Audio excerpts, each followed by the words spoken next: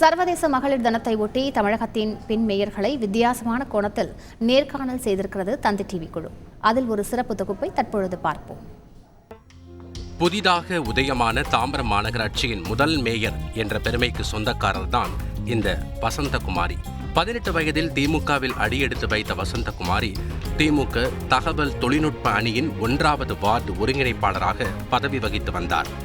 இவர் தந்தை கமலக்கண்ணன் தாம்பரம் நகர 1வது வார்டு திமுக செயலாளர்.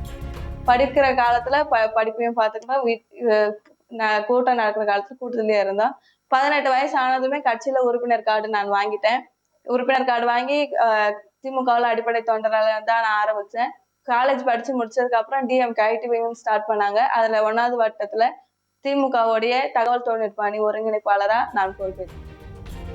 செங்கோல் கொண்ட மேயர் பதவியில் சிம்மாசனமிட்டிருந்தாலும் அடிப்படையில் நடுத்தர குடும்பத்தைச் சேர்ந்தவர் வசந்தகுமாரி. பிடெக் கெமிக்கல் என்ஜினியரிங் பட்டதாரி.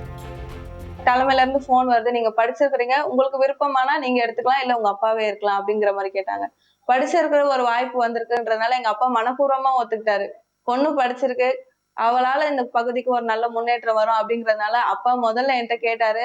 என்னுடைய மாமியார் வீட்டுல என்னோட கணவர் எல்லாருமே சம்மதிச்சாங்க. நீ கண்டிப்பா செய்வமான்னு எனக்கு உறுதுணையா இருந்தாங்க. தானும் அடித்தட்டில் இருந்து மேலே வந்தவர் என்பதால் அடித்தட்டு மக்களுக்காக உழைப்பேன் என உறுதியளிக்கிறார் இந்த பெண் மேயர்.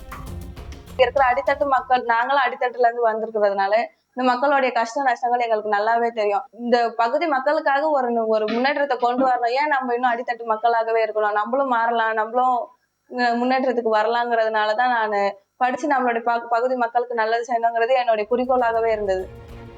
வாழ்க்கையில் பெண்கள் முன்னேற கல்வி மட்டுமே சிறந்த ஆயுதம் என்பதே மேயர் வசந்தகுமாரி சொல்லும் மகளிர் தின வாழ்த்துச் செய்தி.